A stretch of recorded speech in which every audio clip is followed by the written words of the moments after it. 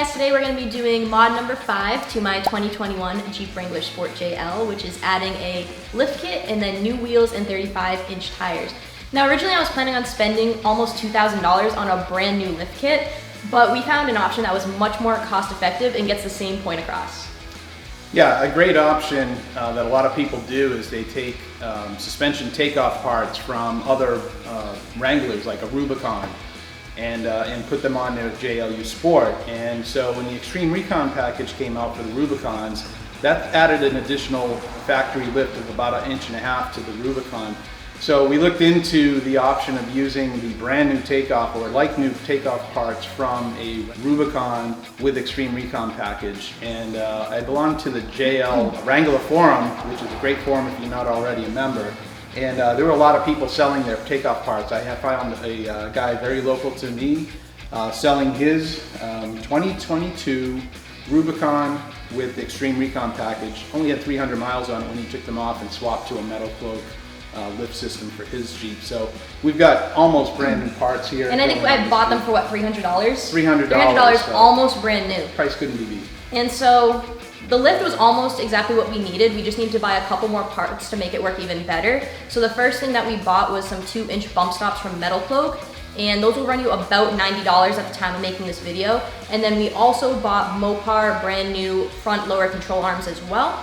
And with that, we're all in for less than $500. So we went from gonna spend $2,000 to under $500. So you really can't beat this way of doing things. So what we're gonna do is start with the rear of the vehicle and work our way to the front. So with that, let's dive in.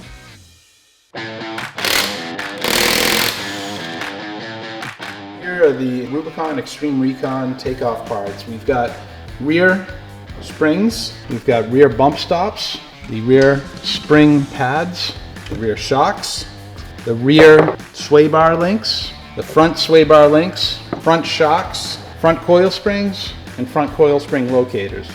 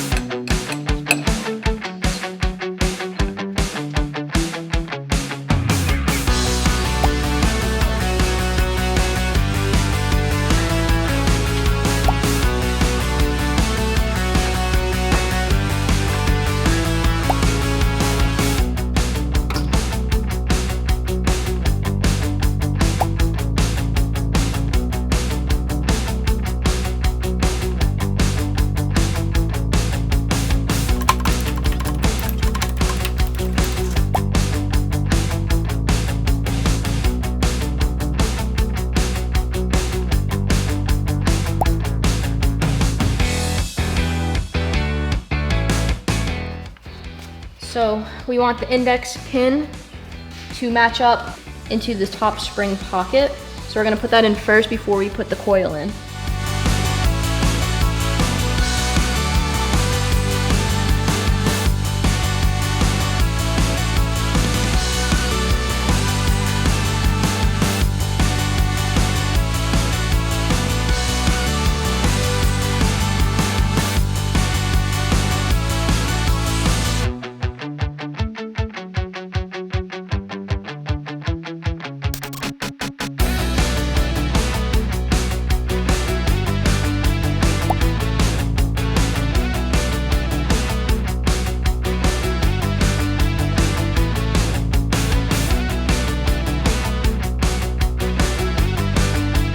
next up is to put in the Rubicon Xtreme Recon bump stop pad. It's about 1 inch thick, and it goes here. It sits on the axle pad here itself. Now the Rubicon axle is different than the Sport axle, and so the pad on the Sport doesn't have an additional pad. It is just located exactly where it needs to be, and there's nothing else on it. However, the Rubicon adds this additional inch lift for the pad.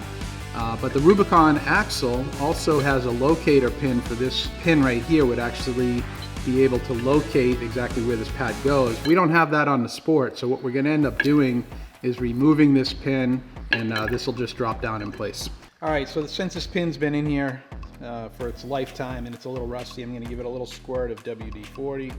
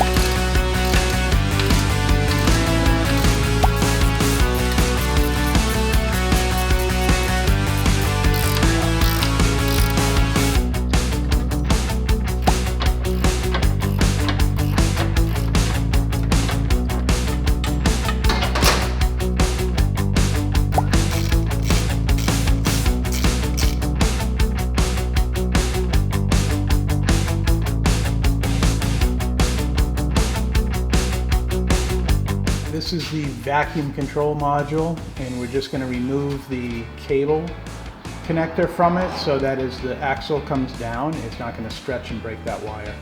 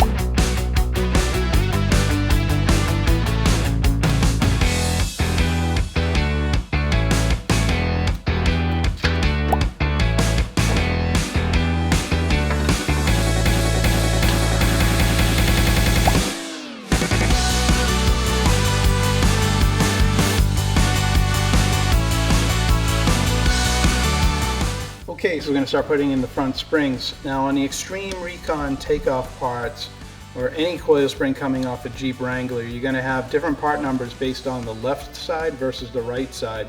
They actually take into account the weight of the driver.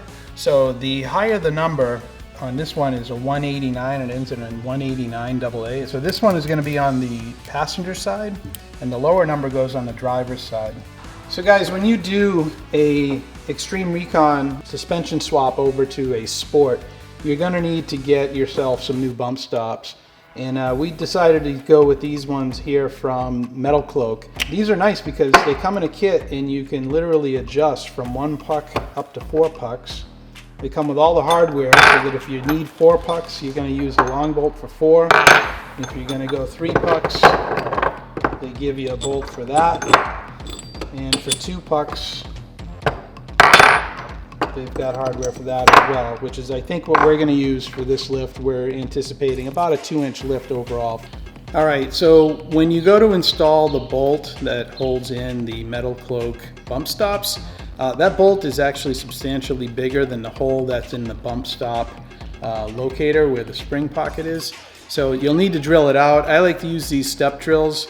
It makes it a lot easier, so we're going to go ahead and try to use the step drill and get it to the size here. It's actually the top section of this drill bit, and we'll get this job done.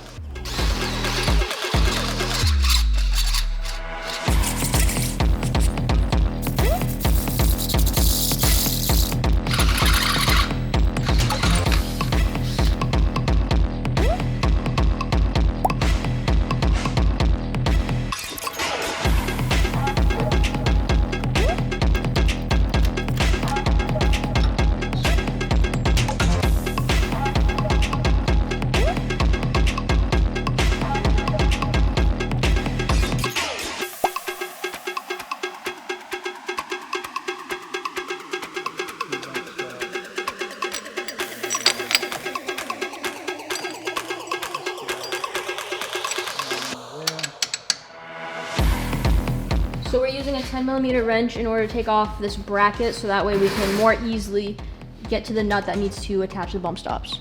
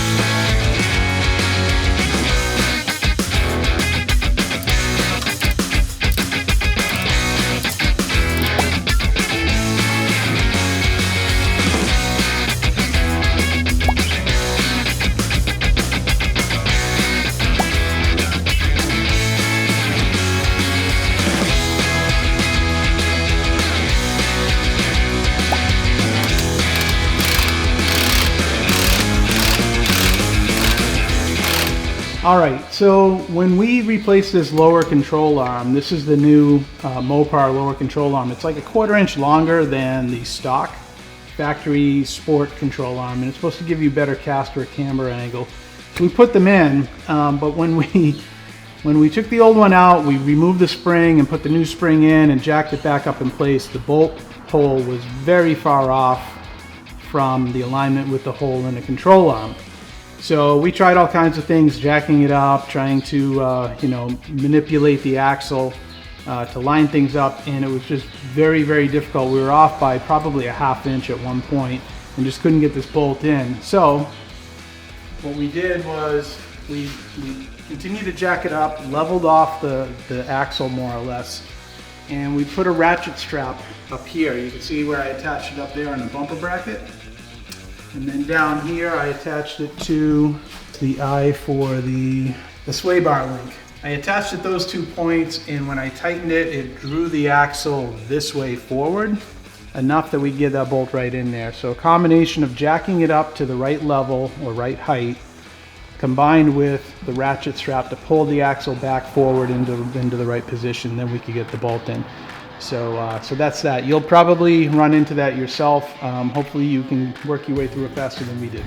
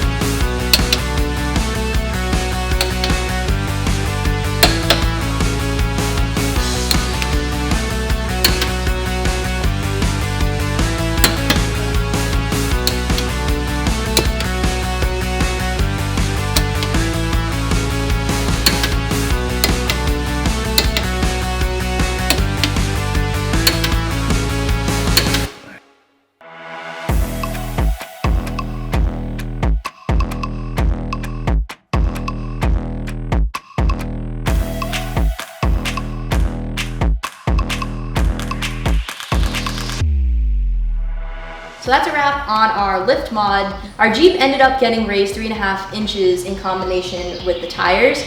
As you can see, we threw our wheels and tires on. We are running 17-inch KMC Rockstar 3s in the matte black colorway with 35-inch BF Goodrich tires. And you can also notice that we did customize these Rockstar wheels, which will be coming in a video posted shortly after this one, so you can check out that mod as well. Yeah, when you're doing a project like this, you want to give yourself plenty of time. The back took us, a few hours. The front took us probably a little bit longer.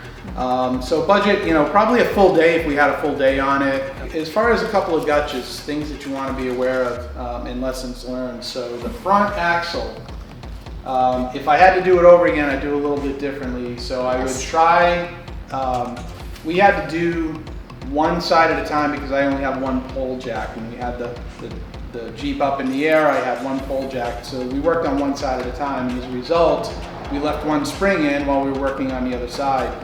So when we went to replace the lower control arm, the axle had shifted backwards, and of course the lower control arm is even longer than the factory one. So we had to move that front axle forward. So combination of raising the Jeep, lowering the Jeep, some ratchet straps that we used around the axle and move the axle forward actually ended up being what helped us to resolve that problem. It's pretty common workaround I've read about for a lot of people that run into the same problem. But if I had to do it over again, I'd probably put the whole thing down on jack stands, raise the height enough, and then take out springs on both sides, do both sides at the same time, and it'll go a lot easier for you when you're doing those control arms. But other than that, everything went pretty smoothly. Yeah, and the result couldn't be better. This is such a sick look. It's exactly what I was thinking of, and honestly even better with the blue wheels, which we'll get into more in the next video. But in terms of upcoming mods, there's still some more to do here, and upcoming videos as well. The next video is going to show you how to recalibrate your speedometer now that you've added these huge wheels to your Jeep. And you can always bring it to the shop, but on this channel, the common theme is how to save money and do it yourself, so that'll be a helpful little tutorial. Then you'll also see the painting the Rockstar 3s and also a new grille. So those are in the upcoming future, but for the most part, my wallet's gonna take a little break. It's kind of dried out right now in terms of Jeep mods, so more Jeep mods will come later, but for now, I think we're in a pretty good spot. So if you have any comments for this mod specifically, throw them in the comments, and of course, we will try our best to answer them. But that's it for this video. Thanks for checking it out, and we'll see you in the next one. All right.